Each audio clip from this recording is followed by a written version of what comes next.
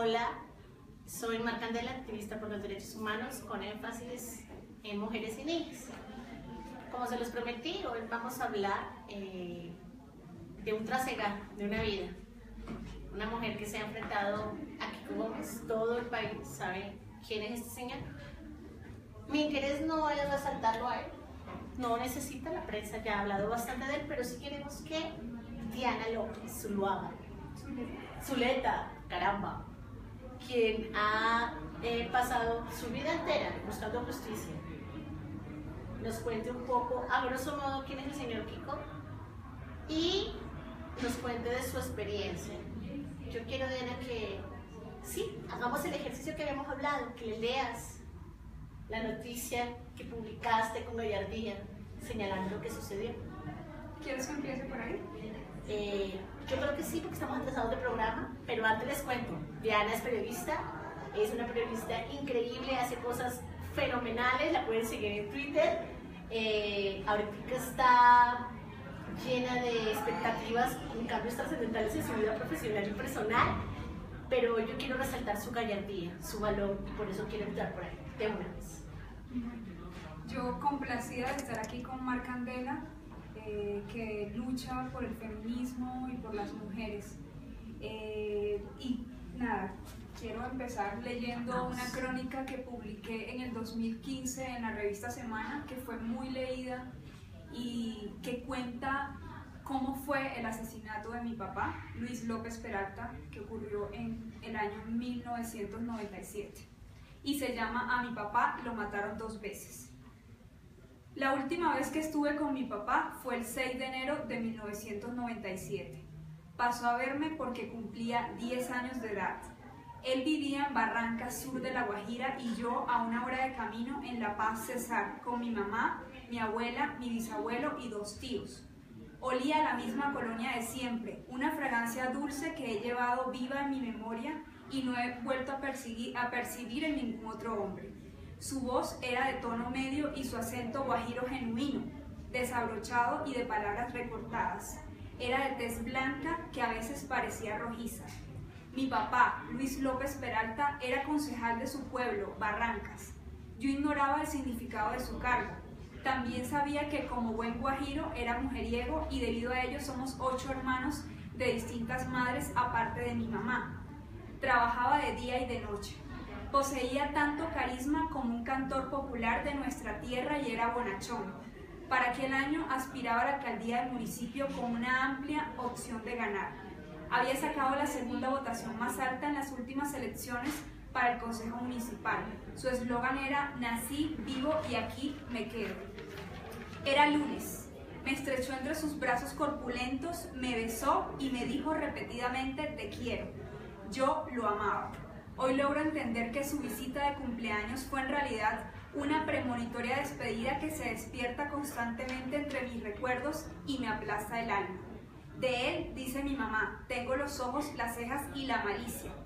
1 mes y medio después fue asesinado de acuerdo con pruebas y testigos por orden del exgobernador de La Guajira, Juan Francisco Gómez, alias Kiko, quien para aquel año era el alcalde de Barrancas.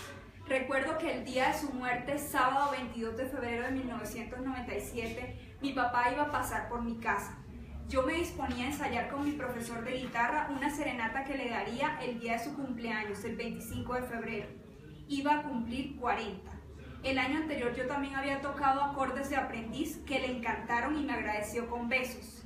Esta vez le iba a tocar el cumpleaños feliz que todo el mundo canta en Colombia, entre otras 4 canciones. Mi mamá recibió una llamada en el viejo teléfono de disco y encogió el semblante. Colgó abruptamente y, con voz vacilante y entrecortada, me dijo que mi papá había sido herido, que debíamos irnos de inmediato a la clínica Valledupar. Al salir de la casa me esperaba mi profesor de guitarra y también el de matemáticas. Por un descuido los había citado a la misma hora. Conservo en la memoria las imágenes de ese día con toda claridad. Yo llevaba puesta una blusa ombliguera de color naranja, un short de jeans y unas sandalias. Apenas supimos en la clínica que mi papá había muerto, mi mamá corrió a un almacén a comprarme ropa negra y debí vestir de duelo durante más de 1 año, obligada por la tradición. Le encontraron la vena, exclamó el médico, y agregó, todo estará bien. Pero no fue así. Mi papá murió desangrado por una herida de bala en el cuello. Ahora sé, por mis propias averiguaciones profesionales de periodista, que la hemorragia le pudo haber sido detenida en el hospital del propio Barrancas antes de enviarlo a otro de mejor nivel. No obstante, fue transportado en el carro de la alcaldía y no en la ambulancia municipal, de manera que mi papá fue perdiendo grandes cantidades de sangre por el camino hasta cuando llegó a la clínica Valledupar. Por eso digo, como lo explicaré aquí, que a mi papá lo mataron 2 veces. La gente se agolpó en la clínica y comenzó a abrazarme. Yo estaba estática, helada. Sentí el horror de la muerte, pero no lloré. Con el tiempo he llorado constantemente y sigo haciéndolo. Me refugié en muchos remedios fallidos para eludir el trauma de aquellas balas que también mataron mi infancia. Muchos años después, una terapeuta me ayudó a hacer ese duelo postergado e inexorable. Desenterré una parte de esa opresión que he llevado dentro. Hice el ejercicio de regresar al momento del homicidio, hasta hoy impune, para vivirlo con la impotencia, el desconsuelo y el ahogo del día en que fue sacrificado mi papá. Esa noche, durante el velorio en Barrancas, mi abuela de padre me tomó a la fuerza por un brazo para que viera el cuerpo de mi papá en el cajón de madera, pero me negué a verlo. No fui capaz. Del ataúd no salía la fragancia dulce de su loción, sino el olor ácido y penetrante del formol, la solución antiséptica y desinfectante que retarda la descomposición de los cadáveres. Al entierro acudió una muchedumbre acongojada. Sollozaba. A mi papá lo querían de veras en su pueblo, en el que sin duda iba a suceder en la alcaldía a Kiko Gómez. No sé cuánto tiempo después del homicidio empecé a oír que a mi papá lo habían matado por política, lo que para mí resultaba incomprensible. A mi papá lo asesinaron como a uno más en este país, con la diferencia de que el acusado autor intelectual del homicidio asistió al entierro, se impuso para ayudar a cargar el ataúd y, en el homenaje que le hicieron en el Consejo Municipal, pronunció un discurso que mandó a escribir y quedó registrado en un video que, abrumada de nuevo por la pena, pude ver por primera vez hace unos meses. En él, Kiko Gómez dice: nuestro compañero de luchas, Luis López Peralta, bajo su pecho escondía un ardiente corazón lacerado por tanta injusticia y bajo un silencio clamoroso pedía a diario paz, trabajo y piedad por la gente del pueblo. Como alcalde, sin embargo, no pidió justicia. Ese año, la muerte no hizo más que tocar a la puerta de mi casa de una manera despiadada. Al día siguiente del entierro de mi papá, murió de un infarto mi abuela materna, a quien amaba sin medida. Ella se fue sin saber que mi papá acababa de ser asesinado. Pensaron que enterrarla habría sido un agravante para su calamitoso estado de salud, y a los 7 meses murió mi bisabuelo. El dolor adicional que produce la impunidad, en la medida que crecí, me llevó a indagar sobre el origen y los detalles de la muerte de mi papá. Conozco de memoria el expediente y la realidad de lo que sucedió hoy, con 18 años de demora, ya son 20, a consideración del Juzgado Noveno Penal de Circuito Especializado de Bogotá.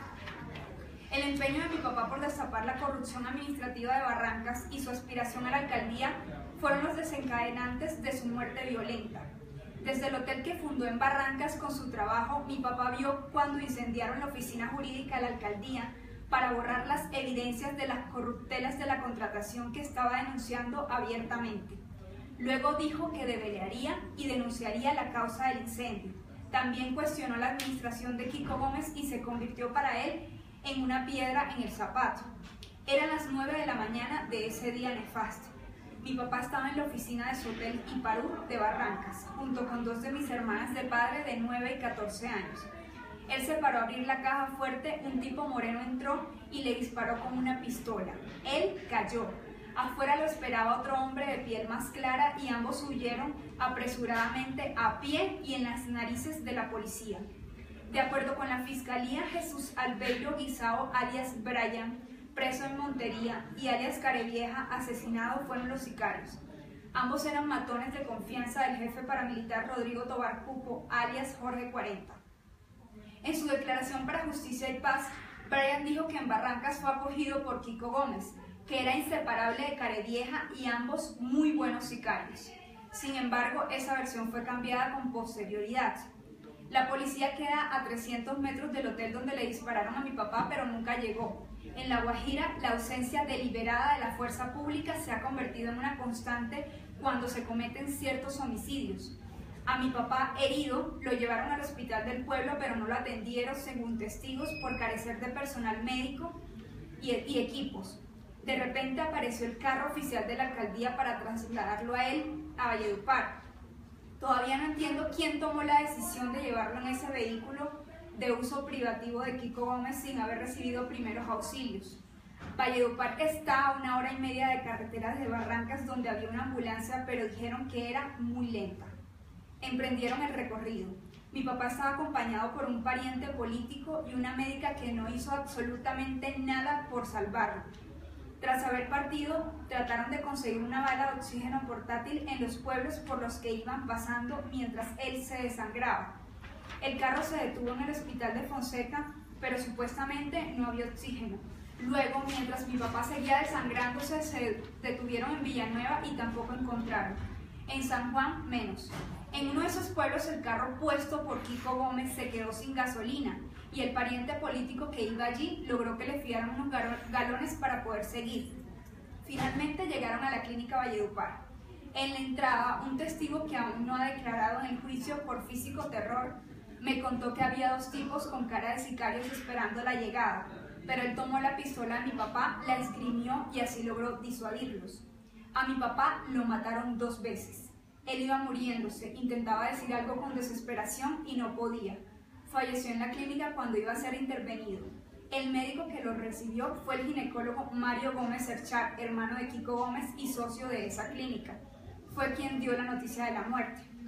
Siempre creí que mi papá recibió el disparo en la cabeza y que esa fue la causa principal de su muerte, pero no es así. Mi papá tenía una oportunidad de vivir si hubiera sido atendido a tiempo por un médico cualquiera. Así lo indicó el médico forense Aníbal Navarro, a quien consulté para que analizara la necropsia practicada en Valledupar.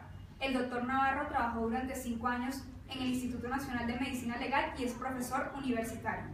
Mi papá recibió el disparo en el cuello, que afectó la arteria facial externa y la vena yugular externa derecha.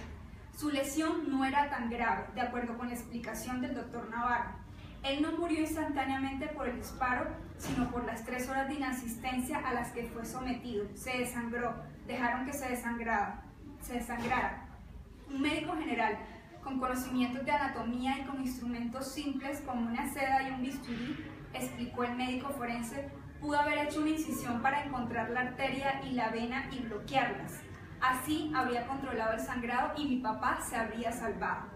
Además, debieron haberlo puesto oxígeno y líquidos intravenosos, sueros, y ante esa lesión prepararse para entubarlo, conceptuó Navarro.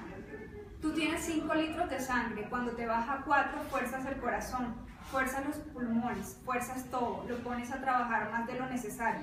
Si tú le das líquido al corazón para que funcione, vas a estar con menos sangre, menos oxígeno, pero vas a tener más chance de vida, me explicó el doctor Navarro.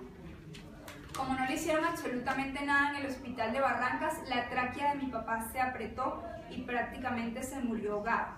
Esas lesiones bien tratadas no llevan a la muerte, pero si no se tratan a tiempo, sí, lo matan. Él murió por un choque hipovolémico, es decir, se desangró, concluyó el médico forense. Estos detalles descarnados y esclarecedores de los que me enteré hace unos meses han despertado en mí más dolor e impotencia. No me parece justo que yo misma deba hacer la investigación que la justicia nunca hizo apenas murió. La primera vez que tuve cara a cara al acusado de ser el autor intelectual de la muerte de mi papá fue hace 2 años en un evento que cubrí como periodista en Medellín. Era la cumbre de gobernadores de paz con el presidente Santos. Mientras redactaba y enviaba las notas, cavilaba sobre la forma como lo abordaría para preguntarle por qué me mató a mi papá. Me acerqué sigilosamente una y otra vez a su mesa, quería increparlo. Lo miré, le hice 2 preguntas sobre el tema del evento, titubeé y en ese momento me llené de miedo, preferí no hacerlo. Pensé que al otro día ya no tendría trabajo. Por el asesinato de mi papá se abrió un proceso en San Juan del Cesar, La Guajira, a cargo del fiscal Rodrigo Daza Bermúdez, quien fue destituido y condenado en el 2000 a 4 años de prisión por prevaricato por acción y omisión. Resulta que los jefes paramilitares Salvatore Mancuso y Rodrigo Tobar Jorge 40, hoy extraditados en Estados Unidos, fueron apresados en mayo del 2007 por el homicidio de 2 personas. La captura de estos se dio cuando pretendían adelantar una reunión con empresarios y ganaderos, entre ellos Kiko Gómez. Sin embargo, los 2 famosos asesinos fueron liberados pocas horas después por disposición del fiscal Daza Bermúdez. El expediente original sobre el asesinato de mi papá, que pude revisar solo hace unos meses, es tan pobre en su contenido que únicamente se limitó a recoger declaraciones simples de 3 testigos presenciales de la muerte, pero fue archivado con rapidez en octubre siguiente. No se hizo ninguna investigación de fondo para encontrar los autores materiales y mucho menos a los intelectuales de la muerte de mi papá. En esa época no existía ni la más remota esperanza de que hubiera justicia. La Guajira, así como el Cesar, empezaban a ser un territorio regido integralmente por el paramilitarismo. Yo crecí con miedo y viví esa horrible época cuando la gente hablaba como si las paredes oyeran, cuchicheaban con metáforas y no mencionaban a determinados personajes. El expediente siguió reposando en un cajón sin que nadie se interesara en él hasta el año 2013. Yandra Brito, exalcaldesa de Barrancas, venía desde el 2008 denunciando en la fiscalía el crimen de su esposo, Henry Ustari, también a manos de Kiko Gómez, de acuerdo con testigos presenciales, amenazas y denuncias. En su denuncia, bajo la gravedad del juramento, acusó a Kiko Gómez de la muerte de mi papá y expresó: su familia está atemorizada y no son capaces de denunciar el crimen. Prefieren callar todas las fechorías que comete este señor porque les da miedo que les pase algo. Puedo decir que es absolutamente cierto. Sus denuncias no prosperaron y ella fue asesinada en el 2012, como también tuvo ocasión de anunciarlo de manera anticipada y con desesperación. A la fiscalía llegaron en el 2009 anónimos que originaron una investigación sin futuro debido al terror de los testigos. El periodista Gonzalo Guillén fue contactado por Yandra Brito unos días antes de su muerte para anunciarle que iba a ser asesinada por Kiko Gómez. Le contó lo que sabía sobre el homicidio de su esposo y el de ella misma que estaba por ocurrir. Desde entonces, Guillén se dedicó de lleno a investigar. Su denuncia quedó plasmada en un memorial de 25 páginas que entregó al fiscal general Eduardo Montealegre en el 2013. En él dio cuenta no solamente de la muerte de mi papá, sino de 130 homicidios más que ya están en etapa investigativa. En un artículo posterior, el periodista expuso todos esos casos de homicidio que le son atribuidos a Kiko Gómez. Estas denuncias y decenas de testimonios dieron fundamento a las 3 medidas de aseguramiento que hoy tiene Kiko Gómez por 9 homicidios, porte ilegal de armas, concierto para delinquir con las Autodefensas Unidas de Colombia y concierto para delinquir con el grupo ilegal de Marco Figueroa. Ahora me encuentro con él frente a frente en las audiencias públicas del juicio por la muerte de mi papá, en el que los testigos huyen aterrorizados o cambian sus versiones por miedo. Nunca antes imaginé que su muerte fuera a salir de la oscuridad, creyendo que era imposible. Por eso no dudé en constituirme en parte civil dentro del proceso. Soy la única de mi familia que se ha atrevido a hacerlo. He leído y releído más de 4.000 páginas que componen el expediente. Con ello ayudo al abogado penalista que me representa gratuitamente, el doctor Carlos Toro López. Me lo consiguió Gonzalo Guillén, con quien han hecho valientes denuncias de impacto mundial, como la historia de la farsa que constituyó la conocida Operación Jaque. Guillén publicó una serie de investigación sobre este tema en The Miami Herald y produjo el famoso documental Operación Jaque, una jugada no tan maestra. La pérdida de mi papá dejó una huella muy honda en mi alma. Él no estaba presente en ninguna fecha especial, en ningún grado, en mis 15 años. Nunca sabrá que estudié, nunca podrá corregirme, nunca recibiré un consejo de él, nunca leerá esta crónica que escribí para él y por él. No conoció los primeros reportajes que publiqué en la primera página de Diario Las Américas de Miami, que me llenaron de orgullo. El despiadado sentimiento de frustración que cargo desde la infancia me hizo formarme como periodista para tratar de combatirlo.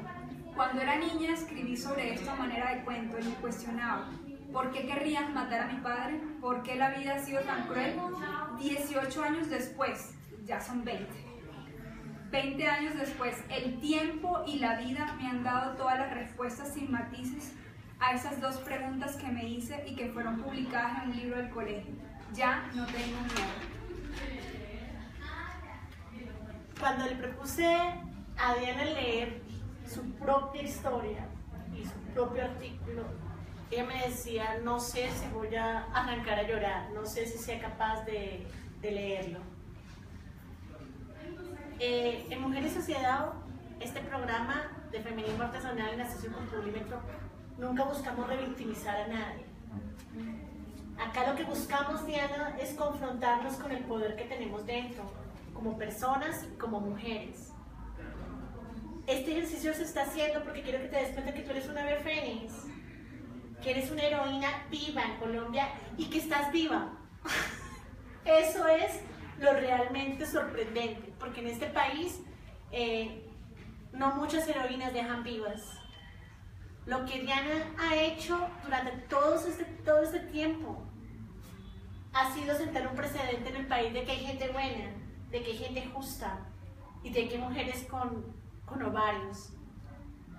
Diana, de muy buena fuente me enteré que uno de los abogados defensores de este señor se atrevió a decirte a los ojos que él sabía perfectamente de que él sí era culpable de lo que había hecho. ¿Cierto o falso? Pues, cierto. ¿Es cierto? Sí. En este país existen abogados defendiendo solo por dinero, sin escrúpulos, sin ética, sin principios, con la excusa aguada de que todo ser humano merece el derecho a la legítima defensa. Y tenemos abogados reconocidos en el poder defendiendo lo indefendible. Y Diana es víctima de ese tipo de abogados y está aquí sentada diciéndonos, lo estoy haciendo, lo hice, porque finalmente ese señor está preso. Sí, y es que finalmente el arma de los homicidas, de los asesinos, de los mampones como Kiko Gómez es el miedo. No es ni siquiera el arma como tal, un revólver, una escopeta, es el miedo que todavía causan las víctimas. Y yo creo que lo importante es poder vencerlo y al menos enfrentarlo, no quedarse callado. Para mi papá, imagínate, pasaron 20 años para que se hiciera justicia. Y hay muchos asesinatos impunes. Esto es solamente uno de los tantos asesinatos que este señor es responsable, ¿no? Estábamos compartiendo y hablábamos de que tú no eres la primera mujer que lo encaró, tú no eres la primera mujer que lo enfrentó. Y que en La Guajira varias mujeres levantaron la voz y fueron ignoradas por el Estado. Y llegamos a la conclusión de que el Estado también era directamente responsable de lo que estaba pasando con estas mujeres que fueron asesinadas por este señor. Eso es lo que llegamos a concluir por haberlo denunciado. Yo quiero que nos hables, por ejemplo, de la primera mujer que levantó la voz para decir que ese señor había mandado asesinar a su hija. Sí, hay dos mujeres. Una de ellas es Yandra Brito, que ya está muerta, fue asesinada por Kiko Gómez. Ella intentó denunciar a Kiko Gómez, primero amenazas hacia su esposo y hacia su propia vida. Mató a su esposo, puso denuncias en La Guajira, en el Cesar, vino a Bogotá a presentar denuncias y a decir que su vida estaba en riesgo y el Estado no hizo nada. Él tenía todo el poder del mundo y eso quedó así. A ella la mataron en el año 2012, desafortunadamente, y fue una mujer muy valiente. Y de hecho, si no hubiera sido por Yandra Brito, tampoco se abre el expediente de mi papá, porque ella sí se atrevió a decir con nombre propio en la fiscalía: ese señor es culpable de la muerte de Luis López Peralta. Y también hay otra mujer muy fuerte en La Guajira que conocí, Francisca Sierra. A ella es una señora de unos 82, 83 años. A ella le mataron a su hija y también al esposo de su hija en años anteriores, también similar al caso de Yandra Brito.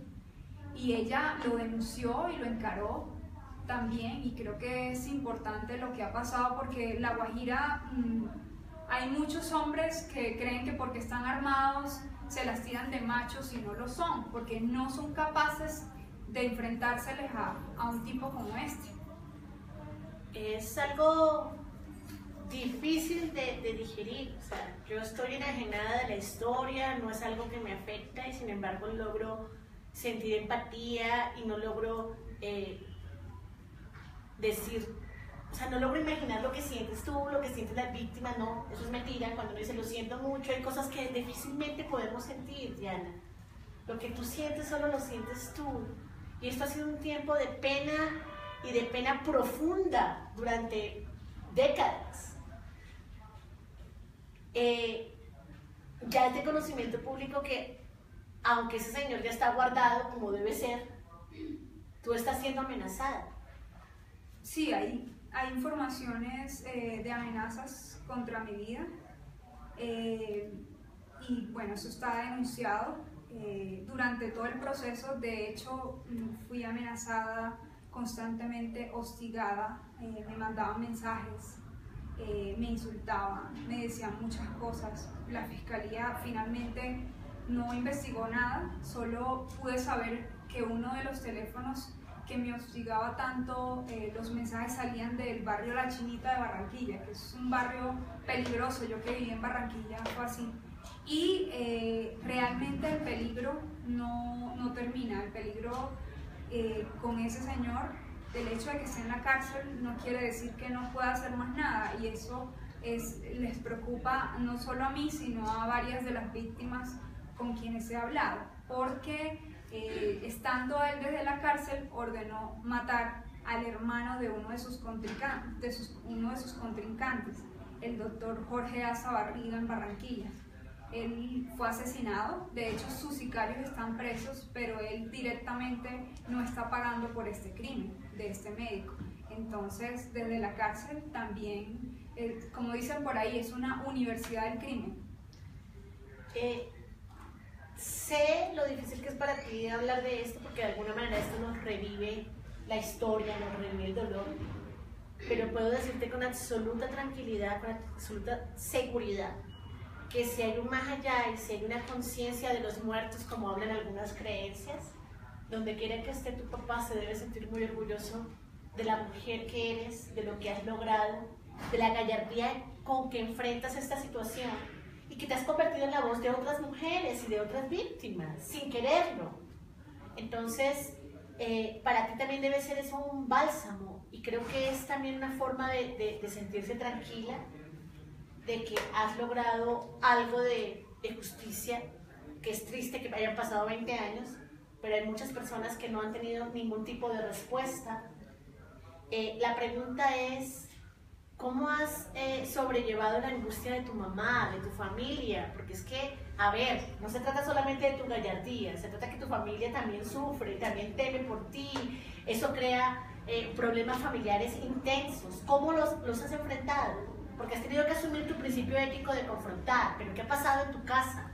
Eso ha sido como lo más difícil realmente, porque en el caso de mi mamá, ella vive con estado de tensión permanente, porque me llega a pasar algo, porque ando sola, porque de todas maneras soy mujer y soy más vulnerable y no tengo cómo defenderme. Soy periodista, pero soy una más en este país. Entonces, la familia creo que es lo más difícil, sobre todo porque mi familia directamente no me quiso apoyar en esta causa, y siempre pues con el argumento del miedo, ¿no? El miedo es el arma de los asesinos. Entonces mi familia no quiso que yo me metiera en esto, no estuvo de acuerdo, pero yo dije, voy hasta el final, es lo que me corresponde como hija. Has estado por encima del miedo.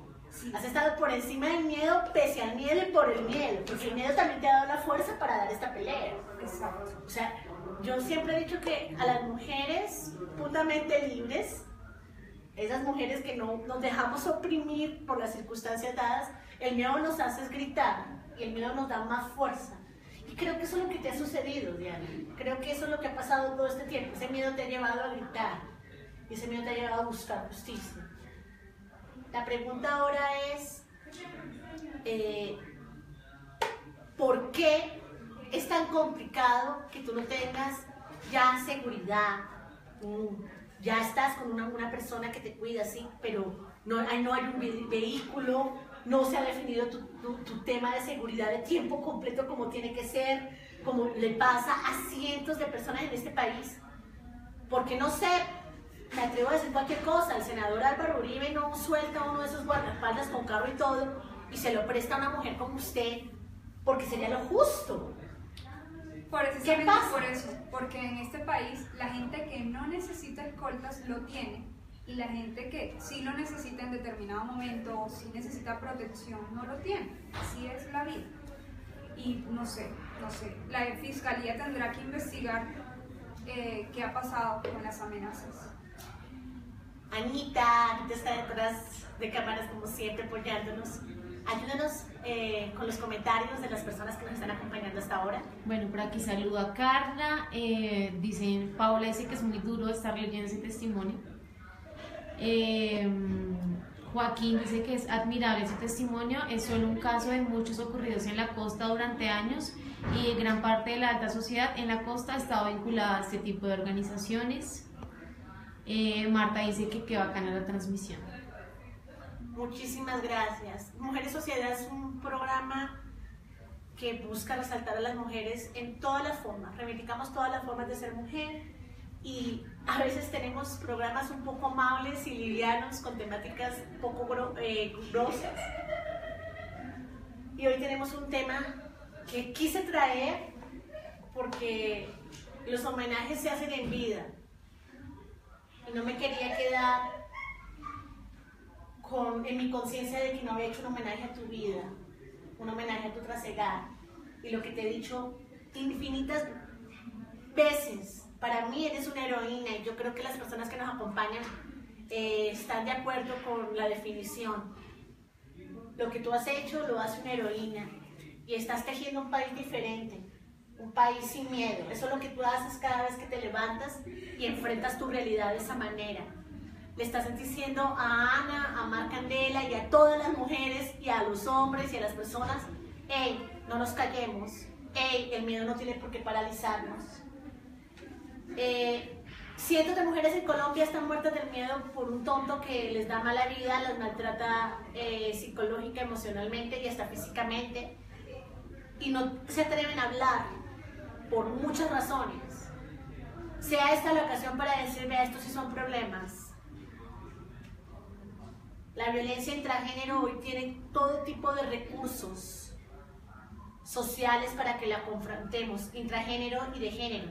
La violencia entre nosotras, la violencia pertinente a nuestra sexualidad, pertinente a nuestra condición de ser mujeres.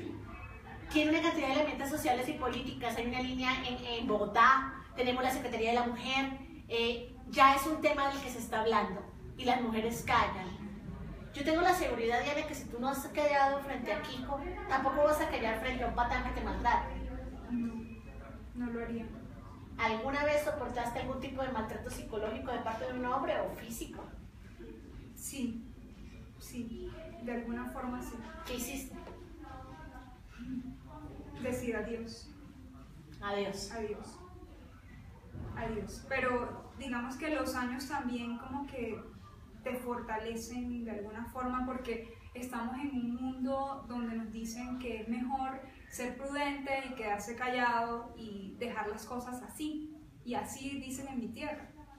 Entonces yo sí invito a las mujeres a que hablen, que no se queden calladas y a que no permitan que vulneren sus derechos fundamentales. Tú tienes el deseo de hacer un cambio de 180 grados con tu vida, a nivel profesional, a nivel personal. Sí, pues, creo que yo este año cumplo 10 años de haberme graduado como periodista y estoy aprendiendo. Ahorita trabajo en un medio digital, en Hispano Post, y sigo aprendiendo a escribir, que es mi reto más grande, y a ser mejor persona, superar las depresiones que he tenido durante muchos años, desde niña casi. Claro, consecuencia de todo esto, quiero contarles que también tengo conocimiento de que Diana es depresiva, clínica, o sea, diagnosticada, y no es para menos. Obviamente sabemos que el tema de la depresión es un asunto químico y que no siempre se detona por una calamidad como esta, pero sí tiene que ver en mayor medida. O sea, los químicos siempre tienen que ver con lo emocional, con lo físico. Esta maquinita de acá nos controla absolutamente todo, pero lo más extraordinario y lo que quiero resaltar, ojo con lo que voy a decir, porque no quiero herir susceptibilidades. Soy amiga de muchas personas que definitivamente dejan su felicidad y su tranquilidad a una pildorita, a la pepita mágica que nos lleva a llevar la vida mejor, porque simplemente nos quedó grande superar ese problema químico tan complicado. Y está bien, o sea, yo creo que la medicina es importante y que si no podemos, hay que hacerlo. Pero quiero resaltar que Diana dejó la medicina radicalmente, le dijo no más al psiquiatra. Contanos cómo fue. Pues yo duré mucho tiempo tomando antidepresivos y como estos que le regulan a las emociones, que ahora no recuerdo cómo se llaman, varios años y en tratamientos psiquiátricos, pero como que siempre lo limitan a uno, que uno debe tomar pastillas y pastillas y cuando te dejan de funcionar un tiempo después, entonces te las cambian y casi que no dejan interiorizar qué es lo que te está pasando. Y hay que subir la dosis, porque cuando el cuerpo ya asimila una pastilla, pues toca otra y toca mirar. Y yo creo que en algún punto ya, no sé, es una opinión muy personal, ya perdemos la noción de lo que realmente sentimos o de lo que simplemente es producido por una ayuda química. Entonces yo quiero resaltar eso, o sea, tú dejaste la medicina psiquiátrica y te metiste de cabeza a tu profesión. Sí. Y has hecho cosas increíbles. Y no he dejado la terapia. Sí, o sea, todavía hoy tengo terapia y voy donde un médico que me da gotitas y que me da otros tratamientos alternativos para no sufrir tanto, porque la condena no alivia mi dolor, ¿ya?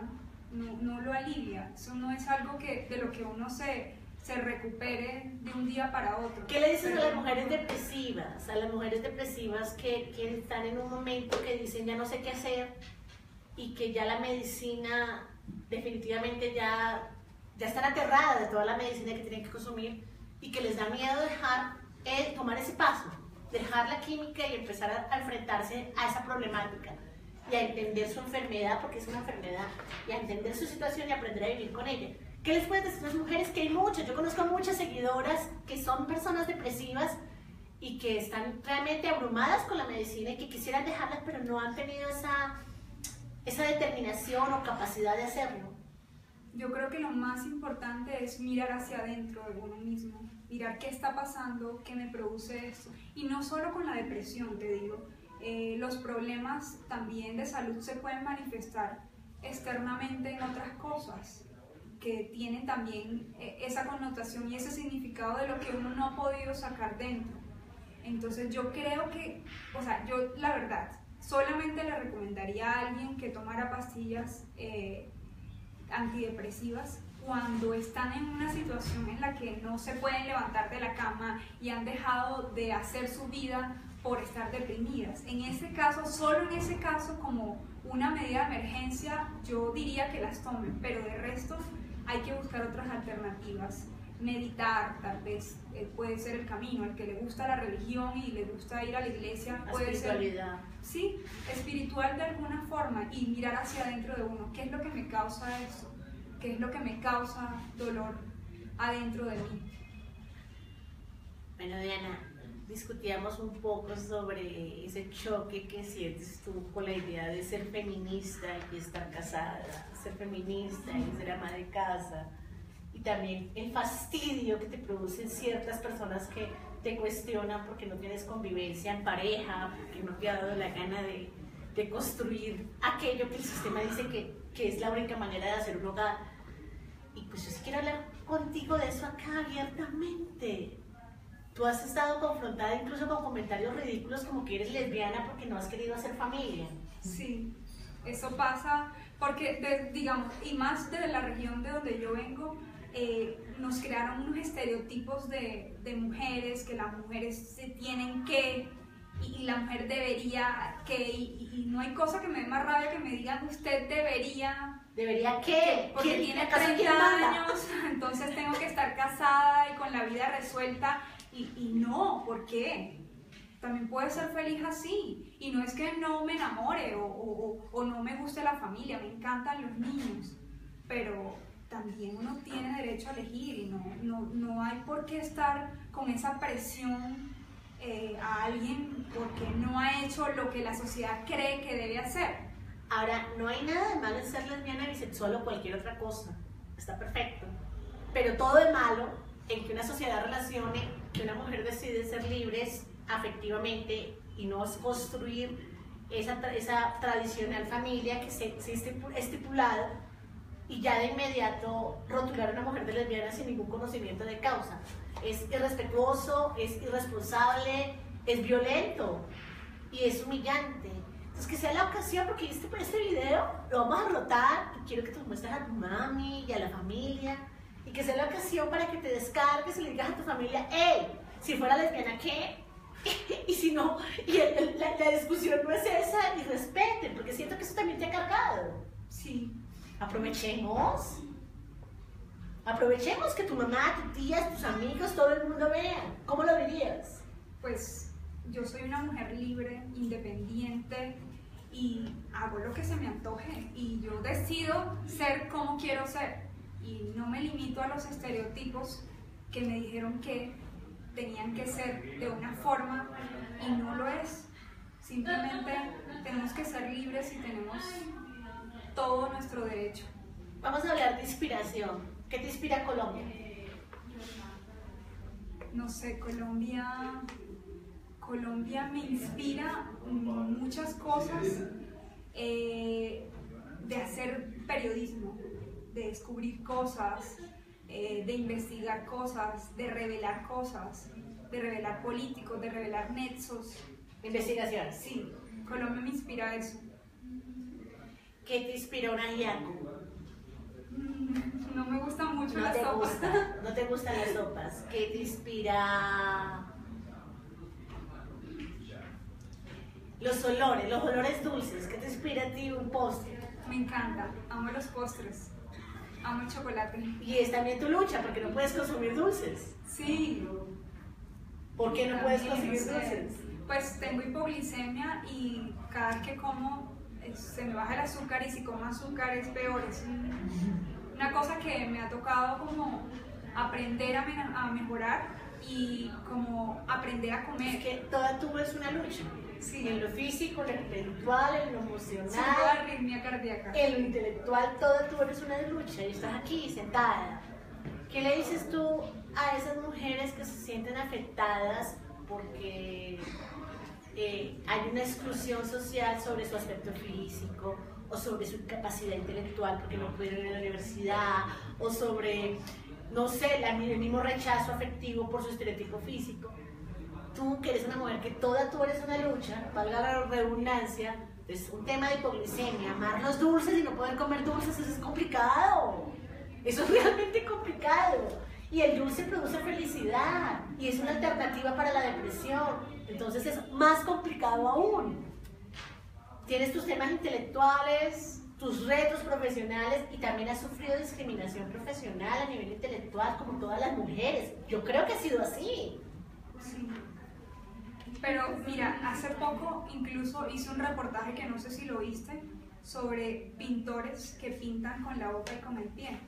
Y una de ellas era una niña muy linda que nació con el síndrome de Roberts, es una malformación del feto, y ella pinta con el pie y pinta divino, y yo no sé pintar, y ella pinta hermoso, yo quisiera pintar como ella. Entonces no hay límites, pinta con los pies, no tiene manos, pero escribe y pinta con los pies. Que tú le dices a las mujeres súper deprimidas por todo lo que tenemos que vivir, y lo tienen todo, porque conozco a muchas que tienen absolutamente todo, sus herramientas, apoyo familiar. ¿Tú no has tenido apoyo familiar para tu lucha?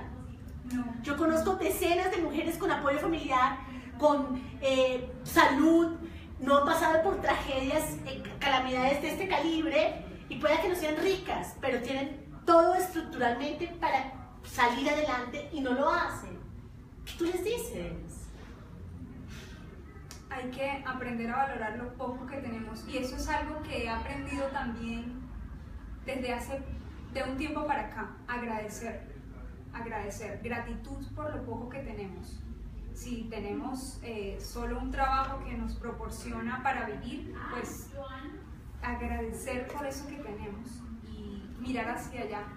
No podemos enfrascarnos en lo que no tenemos, sino en lo que tenemos. Sigamos hablando de inspiración. ¿Quién te inspira? ¿Qué mujer te inspira? ¿Qué mujer me inspira? Me la pusiste difícil. No sé. ¿No sabes qué mujer te inspira? No me viene a la cabeza. No lo puedo creer. Y eso es uno de los fenómenos que vimos las mujeres. Las mujeres tenemos referentes de inspiración más en los hombres que en las propias mujeres. Y es una verdadera tristeza. ¿Qué hombre te inspira? ¿Qué hombre me inspira? Tampoco sé. Aparte de tu papá. No lo he pensado. Pues hay un autor que me encanta. Se llama Ferdinand von Schirach. Es un abogado alemán. He leído todos los libros de él y me encanta. Relata un poco casos de crímenes y de cosas un poco fuertes, pero lo hace sin señalar, de manera objetiva. Me encanta ese autor, lo amo. Sí. Yo creo que para cerrar, lo más interesante de estos ejercicios es sacar una conclusión que nos llene al corazón de todas y de todos, porque yo sé que hay compañeros por ahí leyendo y prestando atención a estas discusiones o diálogos. ¿Qué te deja este ejercicio, Diana? Muy lindo compartir contigo, me gustó compartir contigo, pues hacer este ejercicio de leer la crónica, que realmente no sabía si la iba a poder leer porque nunca la había leído en voz alta delante de nadie, y pues aquí estoy para lo que les pueda servir como periodista, como mujer, como persona. Yo me voy muy inspirada por ti y me voy con la sensación de que somos más mujeres con gallardía de las que creen. Diana, Anita, ¿qué te deja este ejercicio? Lo mismo, sí, como siento mucha admiración porque pues yo también soy periodista y es como eso, ¿no? Como mirar esos ejemplos y poder algún día llegar a ser así, como buscar la justicia, seguir a pesar de todos los obstáculos, me parece un gran ejemplo. Para despedirnos me gustaría leer 2 comentarios más. ¿Tienes algo por ahí? Dicen, el tema de la depresión puede ser una piedra en el camino, muy admirable que ella haya decidido hacer un alto y retomar el sentido de su vida. Bueno, les invito a que por favor escriban a feminismoartesanal@gmail.com contándonos qué temas quieren que tratemos. Lean las columnas en Publímetro, síganme en Facebook, en Twitter, y sobre todo, no dejen en saco roto estas reflexiones, llévensela a su familia, a sus amigos, y empujemos todos las cosas buenas que tenemos para transformar, tanto mujeres como hombres, porque el feminismo es eso, una construcción auténtica que transforma sin sexismo, sin machismo y sin jerarquía. Chao, chao.